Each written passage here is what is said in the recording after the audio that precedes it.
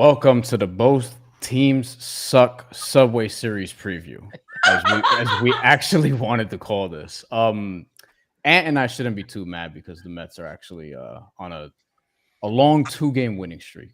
You know, we're finally on the right side of things.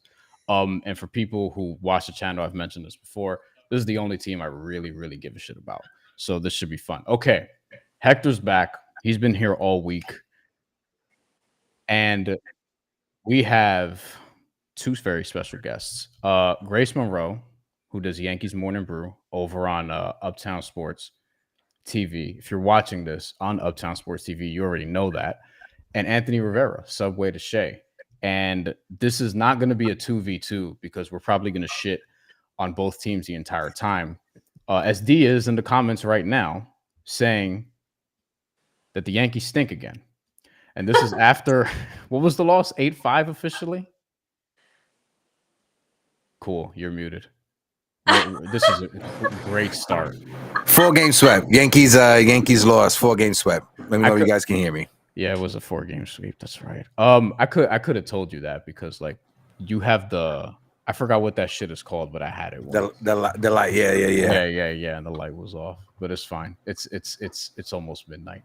And also, I'm not watching any game with the Yankees until August when they actually start hitting. Well, we're going to talk about the Subway Series, which I think you're going to watch that, D. I'm going to be honest with you. I think we're all going to watch this. The thing is, they scored a lot of runs the last 2 games. Well, both teams' pitching is very strong right now. Hector, I'll toss to you because you watch these teams closer than I have this year, admittedly, because I've been busy with basketball. But I've tapped back in. It is baseball season. But should New York fans be worried about this series and how this is going to go? Yeah, because going into the month of June, right, Met fans were on their high horse, World Series or bust, best record in Major League Baseball at one point the New York Mets had for a short time. And then the Yankee fans obviously knew that the Yankees went to the World Series last year. We're trying to get back there. And when you look at how both teams were playing to start the season, even though Juan Soto was struggling with the New York Mets, Pete Alonso, Francisco Lindor, they were carrying the team. That starting rotation was looking like money. Even though Edwin Diaz was struggling, the bullpen was still able to help bridge the gap to Edwin Diaz to close out games. And the Mets were rolling on rolling and looking like they were at the end of the season last year. And the New York Yankees were looking like a better team that went to the World Series. And then June came. And then all of a sudden, everything just went down the drain and both teams were struggling. When you look at the New York Yankees were 12-15, 12-16, if I'm not mistaken, in the month of June. 0-4 now, or 0-3 now in the month of July to start the month. And when you look at the difference of why both teams were struggling, the New York Mets set down Francisco Alvarez. He was giving you nothing offensively. Now he looks like a monster. He should be coming back up if he's not already back up with the team. So do I need to pick him back up in fantasy? Yeah, you need to pick him back up in fantasy. I will pick him back up in fantasy. I saw that he was hitting home runs in Syracuse, but a lot of dudes hit home runs in Syracuse, so I wasn't too sure about that. But no, I would say when you look at his batting stance, he's standing up a lot more. His he really looks like he's returning into the player that he was when he first burst onto the scene. But from the Yankees side, Aaron Judge is leading the lead with what, Grace? 22 or 23 intentional walks. You pointed it out on Twitter and you pointed it out on the show. Go ahead, Grace. I'll kick it over to you. No, I was just going to say he did get intentionally walked tonight as well, so I'm not sure what the final number is now. I think he's one away from breaking the franchise record for the Yankees of intentional walks, which is 23. So I guess that's 22. It's somewhere right in there. He hasn't broken the record yet, but he will, and it's not even the All-Star break yet. He could lap the record at this rate because the scouting report is out on the Yankees. People know. Just walk Aaron Judge and you'll win the game. So, hey, here we go. I mean, let's see if we can get him 50 intentional walks. I mean, why stop? And then after this series right now, and I'll kick it back over to you guys. After this series now, when the Yankees are trailing after the 7th inning, the New York Yankees this season are 0-22 or 0-23 when they're trailing after the 7th inning. All right. So, Ant, just, keep a lead for 7 innings, and the Mets should be fine, right? Simple. Yeah, I mean, we saw it tonight. David Peterson gave this team length, which we've gotten none out of from our starting rotations. So it was nice to see him go 6 2/3. We got 2 innings out of Ryan Stanek, 2 huge innings, and then Edwin Diaz closed it out. Very encouraging to see, especially since what? We had a rotation that was supposed to have around 7 or 8 guys, and we're down to 3. Yep. And one of them is a guy basically a bullpen guy, and he's pitched so well, but the struggle is definitely real here. For the Yankees to go on the Yankees side, I am not concerned about the Yankees until after this series. Like this is an opportunity. This weekend is a huge opportunity for the Yankees to really turn it around. When you have Brandon Waddell and Justin Hangman starting 2 of these games, and let's not even mention Frankie Montas because we both dealt with Frankie Montas so far. I mean, he got lit up in Pittsburgh of all places. This is a huge opportunity for the offense to really take over for the Yankees, and they got the best, out of the 3 pitching matchups going on with Fried's going and Rodon and Stroman. So they're in good shape for this weekend. If they lose this weekend, lose 2 out of 3, or let's not even say if they get swept. I would start to question what's going on in the Bronx. I was like, shout out to my homegirl Carla, aka Skills, one of the hosts from Nixon Fuego, diehard Met fan. She was one of those Met fans that took the trip out to Pittsburgh and saw what happened out there. I have a couple of those in my life as well. Go ahead, Grace. Anthony, I want to say with respect to your take, don't worry about that because the Yankees can make the worst pitchers look like Cy Young contenders, okay? We specialize in that right now. And also, we're not losing games because we're not scoring runs. We're losing games because of our poor defense, our free bases that we allow our opponents to take, our poor pitching, our cooked bullpen. I mean, wild pitches in the 9th. You name it, we give it to you. So don't you worry about that. Shout out to my guy Ness in the chat. We got Ace, my guy, the Ace Avenue in the building. And I want to shout out my guy Ace because he is one of the Yankee content creators that does an amazing Yankees watch along. He calls every game, every pitch, every inning, and I would get you a sponsorship code for better health because you need a therapy session after these last 4 games. Ace, shout out to you, my guy. All right, I'll ask the hacky question of who needs this series more because it sounds like both teams need this pretty bad. Although it kind of feels like the Yankees do, based on Grace, based on specifically the level at which you're petrified as to what this team because of what this team has done to you. The Yankees, not only did they get swept in a 4-game series, which is hard to do, but they also gave away first place in the AL East tonight. Yes. Just gave it away. No fight. Been there. I mean, nothing in them. I mean, really, if you watch the game, I know we scored a lot of runs, but watching the game, the eye test will tell you that the players don't believe in themselves. They are playing like they're sleepwalking. They're zombies. They have no energy. What I would want the Yankees to see and learn and take from the Mets is the energy of the team. The Mets always bring the energy. They play as a unit, it seems to me. I don't watch all the Mets games, but what I've seen of the Mets, they play as a unit. They play as a family. They have energy. They have spunk. They have charisma. They have fun.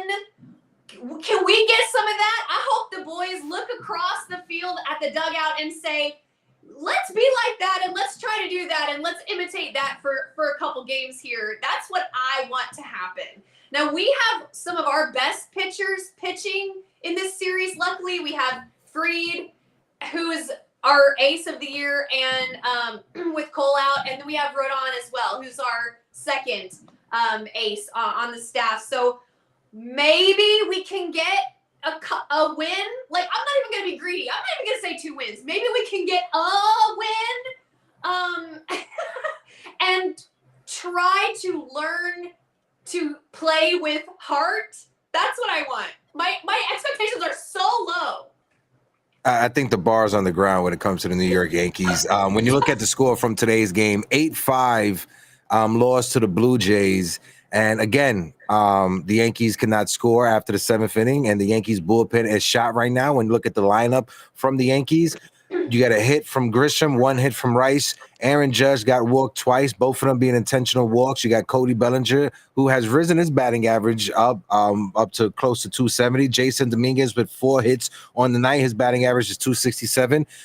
And again, the Yankee fans are going to be calling for it. Jason Dominguez needs to be an everyday player. And when you look at the Mets side of things, a team that is rolling on all cylinders right now. Well, not all cylinders, but a lot better than the New York Yankees. But a 3-2 win against the Milwaukee Brewers. You could say a 2-game winning streak now for the Mets, a very short winning streak, but they're playing way better than the New York Yankees because the Yankees are playing horrible. They are literally in this past 50, I think I want to say the past 15 games, they are tied with the Colorado Rockies when it comes to worst record in baseball.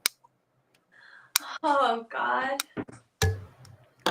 And how do you feel about this? I mean, the Yankee side over here seems very, very disheartened by the latest efforts, but like the Mets are not really like. I feel like there's some possum being played here a little bit. That's the thing that could be concerning, right? And that's why I'm going to be the homer and say the Mets need to win this series, because we saw them go on a 6 or 7 game winning streak. They actually started the month of June 9-2 and went on to go 3-15 the rest of the way. So the playing possum is could be possible, and I want to avoid that. And if you can steal a couple of wins here with and I say steal because basically on our side, we're out of starting pitchers, and this weekend we're not getting that out of Frankie Montas, who's going to be the one leading the charge here. And I don't know how much faith I have in Frankie Montas. So if they could steal 2 games here with the pitching the way it is, I will take it 100%. And probably Edwin Diaz will probably not pitch tomorrow because he's already pitched 2 games in a row. So he's probably out. Ryan Stanek, he's probably out. So you're going to have to rely on everyone else, the Reed Garretts and Brazabons and Jose Butos of the world. We don't even have the Daniel Nunez. He's going to have Tommy John surgery. I mean, we are down so many pitchers. It's just, I think we have the second most injuries to pitching in Major League Baseball. I think aside from, I think it was the Dodgers who may have the most. Yeah, I think that's true. Ant's not falling for your shit, guys. That's basically what he's saying. I'm not trying to play possum. Nobody's playing possum right now. It's just the Yankees.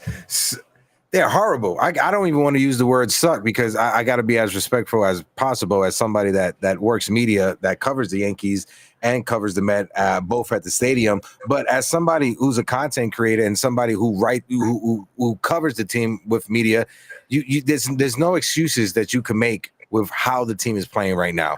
And like I said earlier this morning, Grace, when we was having the conversation, you can't just point the finger and say, this is all Aaron Boone's fault. This is all Brian Cashman's fault. There is collective blame to go around. Everybody deserves what's going on right now. Does Anthony Volpe get some blame? Absolutely. Austin Wells, 100%. Brian Cashman in the front office when it comes to player development, when it comes to these young players that for some reason they can't get out of this slump. Yes, when you look at catchers around the league that were former Yankees that was traded away and lost, like Luis Torrens, your guy's starting catcher, but then Carlos Tavares with the Boston Red Sox and Luis Augustine. Torrens should not be a starting catcher. Like the fact that he's a starting catcher for the Mets is a problem. Like I know he's better than what we have is what I'm saying, and that's the point. And Carlos and there's a guy from Miami. He was he Augustine Ramirez? Yeah, Augustine Ramirez. Yeah. Yeah. This happens on both sides, right? We get fed all these prospects. We see all the highlights of how great they are. And maybe we're lucky if 1 or 2 pan out. I mean, in the last 20 years, the can't miss prospects for the Mets, David Wright, Jose Reyes, Jacob deGrom. There's a dime a dozen. You got on your side, Jason Dominguez seems to be one of those guys. I'm just confused why he's not playing more. Especially when he has such a hot streak like that. If you're going to sit him down, but Anthony, that's Volpe's a great question. Floor is ahead, yours. Grace. Because you Go went ahead, on this Grace. rant before we started. No, that's a you can great continue. question, Anthony. We're all asking ourselves that. We don't understand. We haven't seen the same lineup 2 days in a row, I think, ever all season. We are treating our number one prospect, Jason Dominguez, who should be in Rookie of the Year conversation with regular playing time by this point, like he is a journeyman who is, doesn't need reps. I don't know what they're doing with him. It luckily, thank God, knock on everything, it doesn't seem to be hurting him so far, which is crazy that he's able to have success that he's having without regular and consistent playing time, without knowing as a young member of the squad, when I come into the dugout or when I come into the locker room, I know I'm going to be batting fifth. I'm going to be playing left field, and I'm going to conquer my jitters. I'm going to get used to these pitchers. I'm going to get used to going on the road. I'm going to get used to being a big leaguer. This is for me to get my feet wet. He doesn't have any of that. He doesn't know day to day where he's playing. Is he DHing? Is he left field? Is he going to pinch hit? Is he not in the lineup at all? And then he'll go out and have a game like tonight where he has got 4 hits. He led the entire team tonight. Not only did he have 4 hits, he legged out a triple. He steals bases. He is an integral part of this team. He has one of the highest on-base percentages consistently. He works walks. He does the little things. And tomorrow, he may not even play. That's what he's been dealing with all season. It's crazy. She's not wrong. I want to bring this up real quick, and I'll kick it back over to you guys. No, when you you're look good. at Jason Dominguez, this series against the Toronto Blue Jays, he was 2 for 3 on Monday, scored a run. Tuesday, he was 1 for 5. He had 3 RBIs. Wednesday, he was 2 for 5. He scored a run. And today, on Thursday, he was 3 for 3, a run and a stolen base. And no, he had 4 hits. So he was 4 for 5, 1 run scored, and a stolen base. And let me interject, Hector. Y'all don't get fooled by this. See, Monday, Tuesday, Wednesday, Thursday. That's only because Trent Grisham had like a weird not injury where he was unable to play for like 5 days. That is the only reason why he had 5 days in a row. For real. Because Trent, he felt something pulling his hamstring. They thought maybe he was going to go on the IL. They let him kind of sleep it off. The next morning, he worked out and he said, I'm okay. I just need a few days off. That's the only reason why Jason Dominguez has been in every day this week. Let me ask you this, because I'll be honest, I'm not following the Yankees day in and day out, but I do know that Dominguez was going through the yips in the outfield. Is his defense kind of turned around for the better since like spring training and last year as well? Yes, it is better, but I wouldn't say he's a strong left fielder. I wouldn't say he's a Gold Glove contender or anything like that. It's better, but that's not saying I'm not trying to talk bad about the kid. It's not saying that much to say it's better because it was so sketchy there at the beginning. Sufficient enough to play every day. Yes, because the rest of our defense is bad. So why is he being punished? If you go to put DJ LeMahieu, who is on 4 flats on a Cadillac, on a 97 Cadillac out there at second base, why not put Jason Dominguez in left field? He needs to work on hitting the cutoff man. That's the big hole in his game right now. I don't know if he knows where the cutoff man is or like play to play. He hardly hits the cutoff man. That's a big problem for me with Jason. He's doing better on liners to left that come in left. He's learned to play balls off the wall if that's what is needed, or play balls on a hop instead of diving forward and allowing the runner to take an extra base, little things like that he was able to get away with in the minor leagues playing center field because there's more room. You're going to your left, you're going to your right, and the angles are different, right? And that's what he played his whole minor league career. So making that adjustment, I have seen in growth and I have seen in improvement in that area. But like I said, when he's producing as much at the plate, I'm not that worried. I'm not as worried about the defense. It's kind of like Juan Soto-ish, and I'm not trying to start anything too sensitive, but Juan Soto's not the best right fielder. I'm not saying Jason Dominguez is giving Juan Soto production at the plate, but the corollary can be drawn there, right? To where if you're getting a lot of production on one side of the ball, you're kind of willing to put up with something on the other side of the ball. You know what I mean? Yeah, Jeff Passion put this tweet out. Thank you, Ann, for putting it in the chat. On May 25th, the Toronto Blue Jays lost the game 13-0. They had a 25-27 record and were in fourth place in the American League East. On July 3rd, the Toronto Blue Jays finished a 4-game sweep of the New York Yankees, and they moved to 49-38 on the season, and they took over first place. Bingo, bango, the witch is dead, as they say, and the witch is the New York Yankees.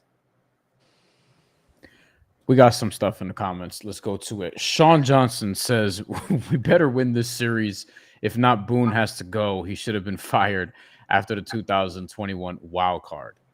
I will toss that to Grace and or Hector in particular because should have been fired after the 2021 wild card. The 2021 wild card, heck, was that the one game with the Red Sox? Yeah. That was horrible. Yeah. Again, that game, Garrett Cole got lit up because Garrett Cole was dealing with a hamstring situation. Giancarlo Stanton, bullets off the left. That green monster is the only reason why those bullets were not home runs hit by Giancarlo Stanton. But no, I know a lot of Yankee fans, they like to point the finger at Aaron Boone, and this is something that like Grace and I, we go back and forth with. Sometimes we agree, sometimes we disagree, but that's why she's the bestie and I love her. But when you look at what's going on right now with the New York Yankees, specifically in the month of June, when you're playing bad baseball, the little errors or the little mistakes, they get blown out of proportion, and they happen in the worst way possible and the worst time as well. It's a saying, the baseball gods will find you, and that's what's happening to the New York Yankees. That's what's happening to Anthony Volpe. That's what's happening to DJ LeMahieu. Teams are noticing that you run on DJ LeMahieu. If you're going from first to second, you take that extra base and you go to third, and the Yankees' mistakes are happening more frequently. They're getting blown out of proportion, and teams are taking advantage of that. And if you're a team trying to win games, that's what you do,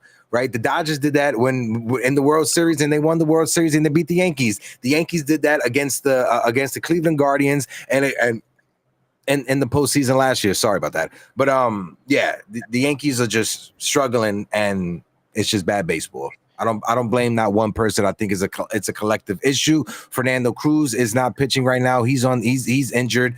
Mark Leiter Jr., he's out of gas.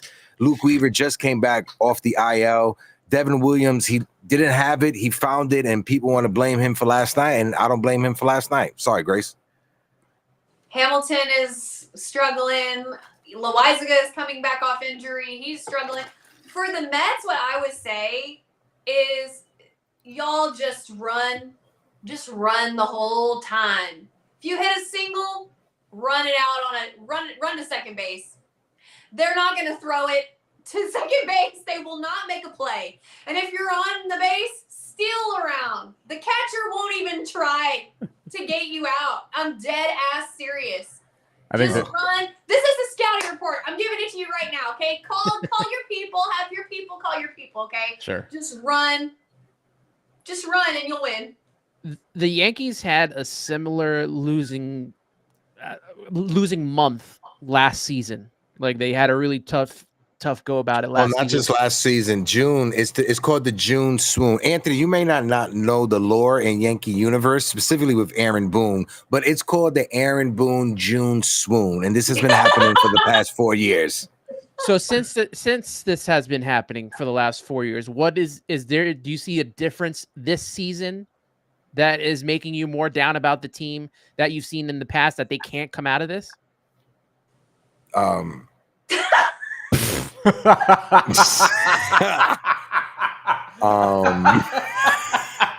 We have Jason Dominguez. A lot right there. We have Jason Dominguez up at the major league level now. That's the only difference. No, but in all reality, not much. I would say no. There is a difference, and the difference is, like Grace pointed out, we have Max Fried and Carlos Rodon who have been carrying this New York Yankees team outside of Aaron Judge, in the absence of Garrett Cole, who is the number one ace on this staff, and who is a somewhat like a pitching coach out there.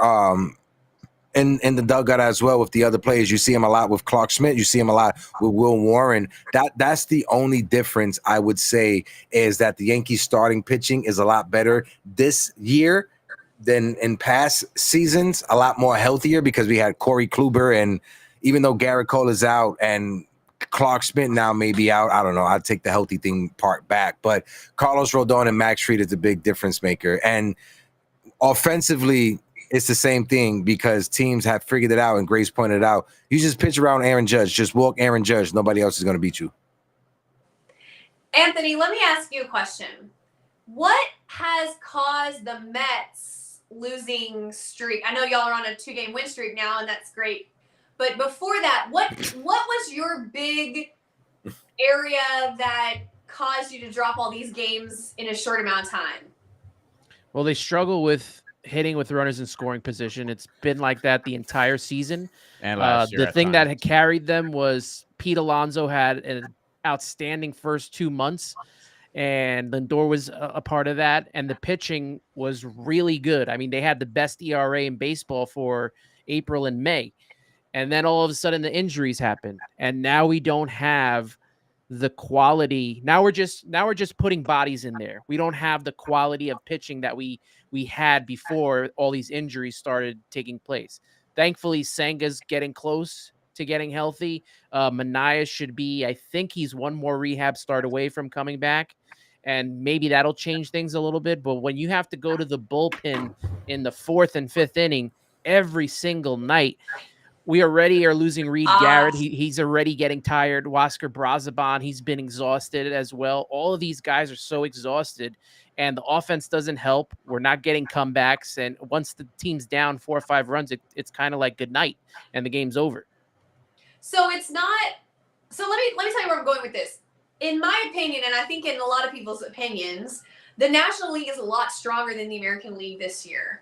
And so where I'm going with this is, are the Mets beating themselves, or are they just playing good teams and failing a little bit on these little markets? Because the Yankees are beating themselves. And we're beating ourselves. That is a pain that is different than, man, we faced an amazing pitcher tonight, we didn't get it done, or we played the Phillies or the Dodgers, and we played like these great National League teams with Padres, like, you know what I mean? Like, we're playing the Reds. We're losing to the A's. You know what I'm saying? Like, we're beating ourselves, and that's a special pain. So I'm wondering if y'all are beating yourselves, or if it's a combination of the both, or...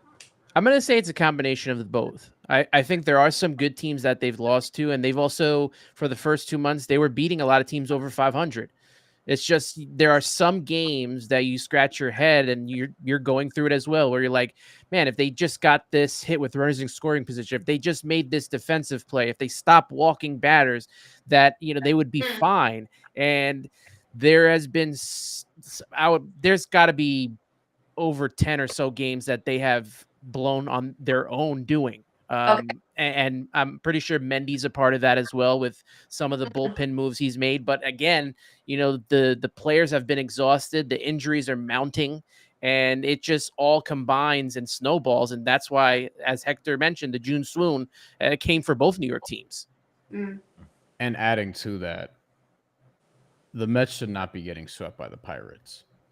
The Mets should also not be getting swept by Tampa Bay at home. Respectfully, I went to one of those games too. They hit like 4 solo home runs, and that was their entire run support for the game.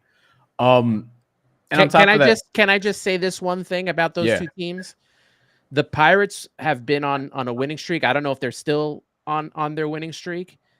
That is like the second house of horrors for the Mets outside of Atlanta, going to Pittsburgh. It really is. Even when the Pittsburgh's awful, we can never beat Pittsburgh in Pittsburgh.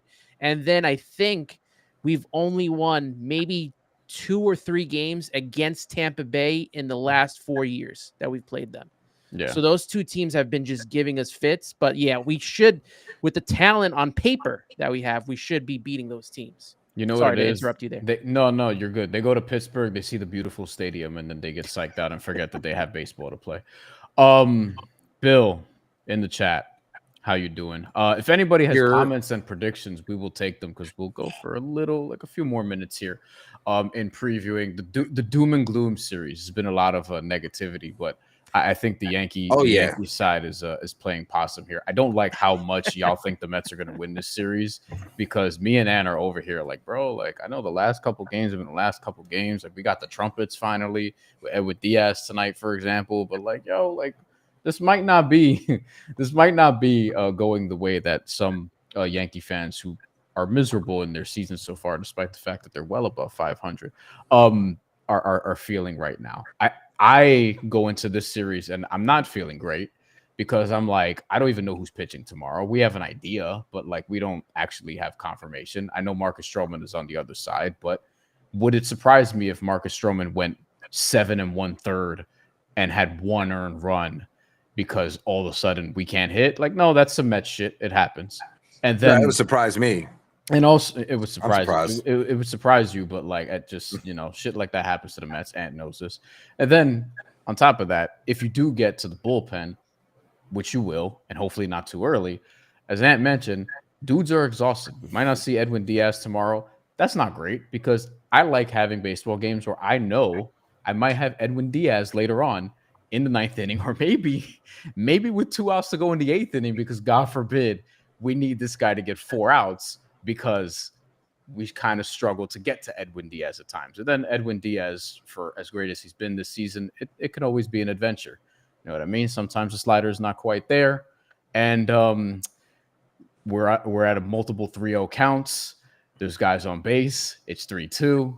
And then it's like, all right, Edwin, we kind of need you to just throw 101 here, high and inside. And just do what you do. And it's not always ideal. So it's going to be a sweat, I think, for both teams. I do think the Yankees probably need this slightly more, especially the fact that, I mean, you're on the road. And going into this series, I mean, the Mets maybe have some momentum with 2 straight wins. But I'm not feeling great about this. It wouldn't surprise me at all if the Yankees won Friday and Saturday. And then going into Sunday, I'm just like, well, it happened again.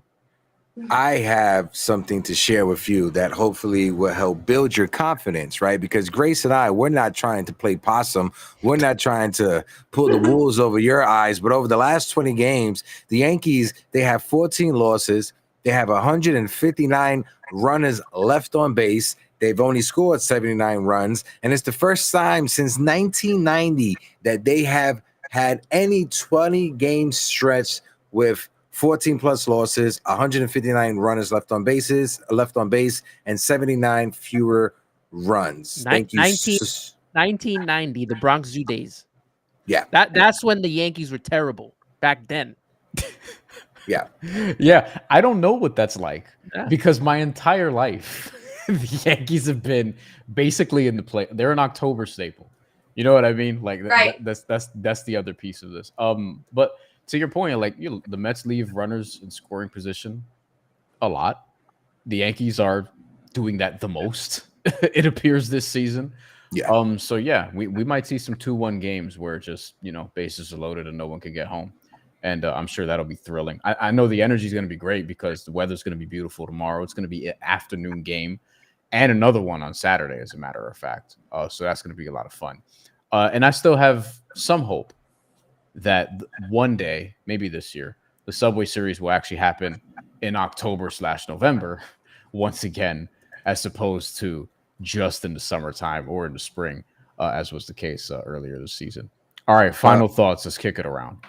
Hector. I was going to say, fun fact, 1990, Blockbuster opened up in Dallas, Texas in 1985, and it went nationwide in 1990. And there's no Blockbuster anymore. So that's the last time the Yankees were this bad.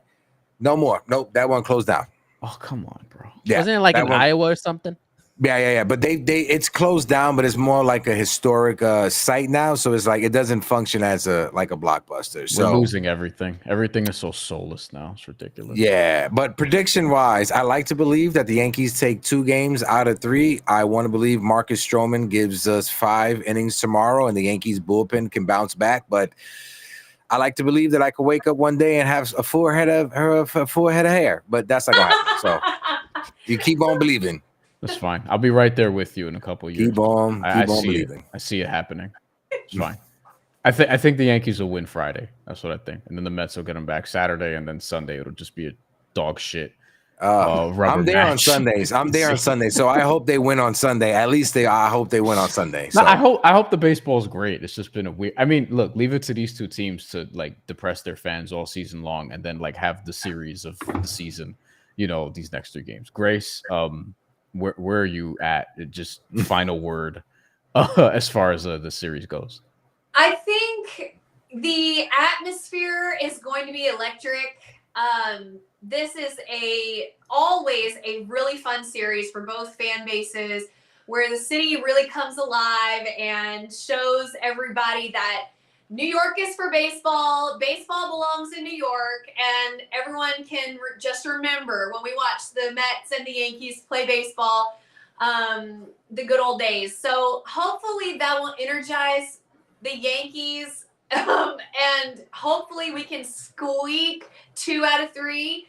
I wouldn't be shocked if we got swept, though. But that being said, Sunday is probably the most likely game for us to win with Max Fried on the mound. He usually is one of our pitchers that goes the deepest into the games. So with our bullpen being our major weakness right now, I see that being probably the most likely win if he gives us 7 or even 8 innings, which he is wont to do. That will be a recipe for us to put in Weaver or Williams and try to close out the game and get the win. Friday will be the toughest game for us to win with Marcus Stroman throwing. Never mind. Let me not be rude. I was gonna say something, but never mind. You're allowed. You're allowed to say. Come sit by me. But Stroman is hittable. Let me just say that. Stroman is hittable, so I would look for the Mets to win Friday, and the Yankees and the Mets, I'm going to say 50-50 shot on Saturday with Rodon, and it looks like Montas. And I think he had a good start, and then he got shelled, so who knows what we're going to get out of Frankie Montas. Who knows what we're going to get out of the Yankees as well. So that's kind of a toss-up for me. So hopefully we can take 2 out of 3, but I wouldn't be surprised if we didn't. Frankie Montas revenge game ? Yeah. Ant. Perfect game. I mean, it seems like Grace has no confidence in the Yankees, but if you want to talk about no confidence, ask a Met fan. Ant, predictions? If Frankie Montas had a perfect game, you fire Aaron Boone on the spot. Right there on the field, he gets fired for that. If that's what happens, you can fire the hitting coaches, you fire everybody on that staff. Hey, Brian Cashman, you can fire him as well if Frankie Montas throws a perfect game. Some of y'all do want to do that. Yeah, I've seen it. On paper, this looks like a series that the Yankees should be winning with, the starting rotation. So it hurts me to say I think that they will win 2 out of 3 here, just because I just don't have faith in the starting pitching for the Mets at this moment in time. If it was Clay Holmes, David Peterson, and Frankie Montas, I think it's a little better of a toss-up. But you got 2 bullpen games, and Frankie Montas could turn into a bullpen game. The only thing for the Mets, they're 31-13 at home this season, best 44-game stretch in their franchise's history. I need the Met fans to be loud. We saw what happened in the Bronx. I think that just kind of ruined the Mets, and that's a series that the Mets did beat themselves in a lot. So I think that with the Met fans back behind them, I think Juan Soto, if he can have a big series, I think that could be a launching point for the team. So, the final series of the Subway Series is always like the turning point for one of these teams to take off. And for my hopes, it's the Mets, but I don't know. It's really tough to predict this series when you could possibly have 3 bullpen games going. I didn't think about that. And thank you for bringing it up about Juan Soto going off in this series. I was already miserable and sad coming into this series, but the idea that Juan Soto, who has now turned it on and has now been on fire, I was at the game that he hit 2 home runs a week ago. But if Juan Soto goes off and hits a couple home runs this weekend, it's just gonna add more salt to the wound. That's all. Real Bill podcast in the chat says, I'm going to restock my bar tomorrow. At least I can drink away the pain. Yeah. I'm gonna have my big bottle Uncle Nearest with me. Let us know what you'll be having, Bill. Everybody always watches Juan Soto, is going to be watching Juan Soto for this series, but Francisco Lindor usually plays very well against the Yankees. So that's someone I would keep my eye on as well on the Mets side. So I'll leave that with Francisco Lindor as well. And just for 115, just to see what the actual market is saying, the Yankees are favored tomorrow by a 1.5 because the Mets don't even have a list of starting pitcher as of now, as you mentioned. However, the juice is heavy with the Mets covering that. The Yankees are favored in the series -158, and if you want to play a sweep in either direction, you'll get crazy odds on that. But the Yankees have a better chance of doing that, according to FanDuel's odds. So they don't sponsor this, but who gives a shit? It's 11:15 on the East Coast. You know what I mean? And as somebody who does talk about betting from time to time, I will remind you to bet responsibly and only bet what you could afford. Okay, that's basically where we're at. The Yankees are favored, which, I mean, to Ant's point, the pitching kind of is what it is, but we'll see. I think Bill, I don't know if you don't like that the Yankees are favored, but like I think every Yankee fan here who have been watching, and thank you if you've been watching, subscribe to everyone you see up here and what they do. We will mention it in a couple seconds, but the Yankees are favored despite Grace's, I think, accurate just concerns, like completely warranted concerns. I think that's very fair to say. I think that's very fair. That's very fair. Solid. Concerns which you could hear in Yankees Morning Brew. I have the same. Yeah, I have the same concerns that Grace have. The same concerns. Let's just say that this series is going to expose both teams, for better or for worse, right before the trade deadline. So this is going to be the closest to a playoff atmosphere as you're going to get in the middle of the summer.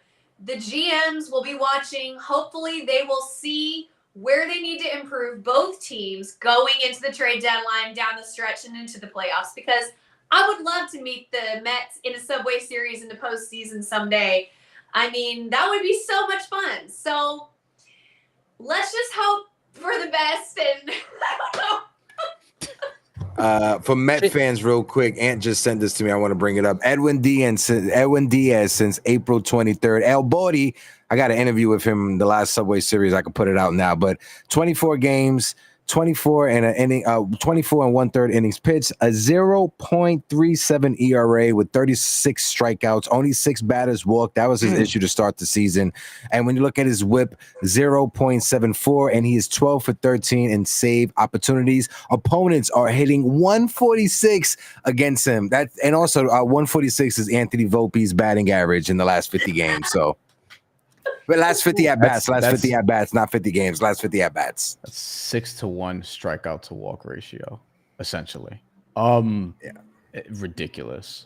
Edwin Diaz, he draws a lot of anxiety in a lot of Mets fans, but I love him. I love that they got him when they did. The trade that they made for him, I felt like it was going to work. And, you know, there was that one injury, but it wasn't his fault. Shit happens. And he's come back and he's been sensational. It's ridiculous. But we'll see what happens. Yeah. Can I ask you two real quick?